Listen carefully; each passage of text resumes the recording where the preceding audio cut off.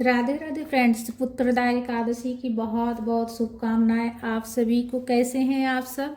आज मैं आप सबको पुत्रदा एकादशी व्रत कथा सुनाने वाली हूँ, जिसे सुनने से संतान दीर्घायु होते हैं और संतान से जुड़ी हुई जो भी मनोकामना रहती है वो पूर्ण होती है। तो हाथ में पुष्प लेकर हम कथा पढ़ेंगे, खाली हाथ कथा नहीं पढ़ी जाती है। कथा पूरा सुनिएगा फ्रेंड्स।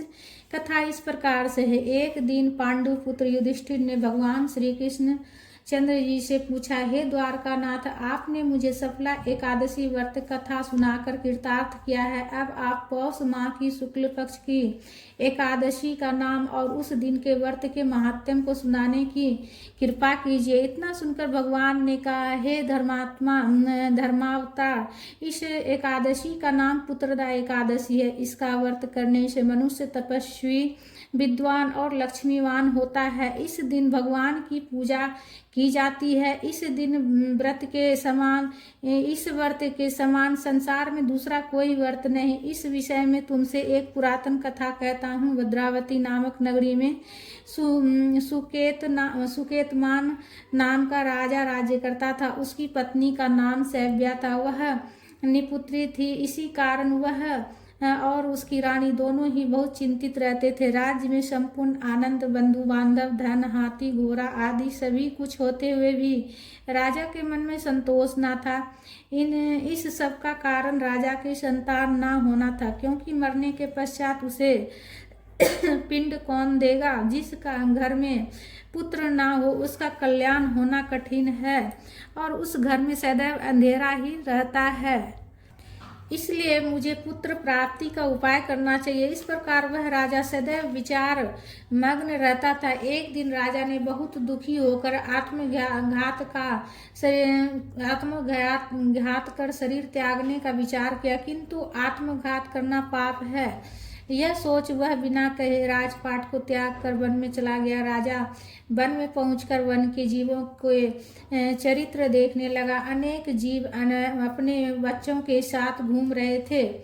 मृग जीव अपने बच्चों के साथ घूम रहे थे। मृग, बाघ, सुअर, सिंह, रीछ, बंदर, सर्प इत्यादि अनेक जीवों को देखकर तथा वन के अनेक दृश्यों को निहार कर राजा को दोपहर व्यतीत हो गया। उसे भूख व प्यास लगने के कारण व्याकुल होने लगा। तभी राजा ने सोचा कि मैंने अब तक अनेक यज्ञ दान कराए हैं और अनेक ब्राह्मणों को भोजन कराया, किंतु फिर भी यह कष्ट मुझे किस कारण प्राप्त हुआ है।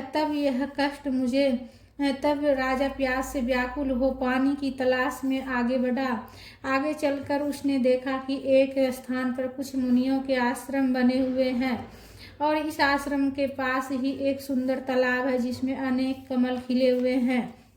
यह सब देखकर राजा घोड़े से उतरा और मुनि को जाकर दंडवत प्रणाम किया।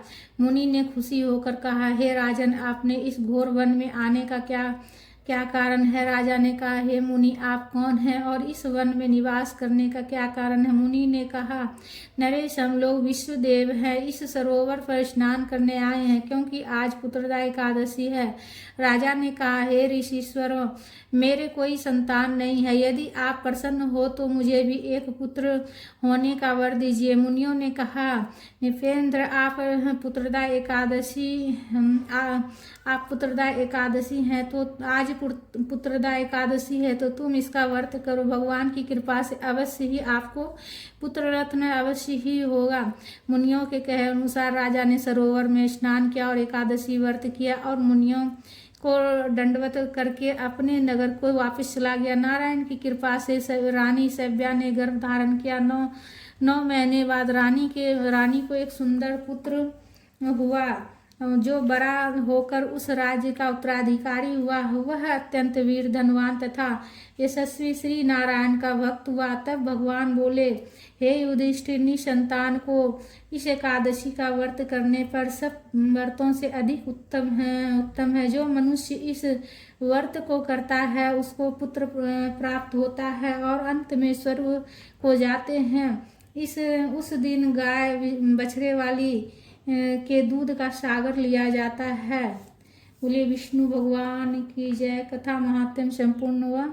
इस दिन बछड़े वाली गाय के दूध आप पूजा में जरूर से ज़रूर चढ़ाइएगा फ्रेंड्स। और इस दिन व्रत में आप जो बछड़े वाली गाय का जो दूध होता है वो भी आप प्रसाद के स्वरूप में ग्रहण जरूर कीजिएगा। हाथ में जो पुष्प है वो प्रभु चरणों में समर्पित करेंगे। बोलिए प्रेम से विष्णु भगवान की जय।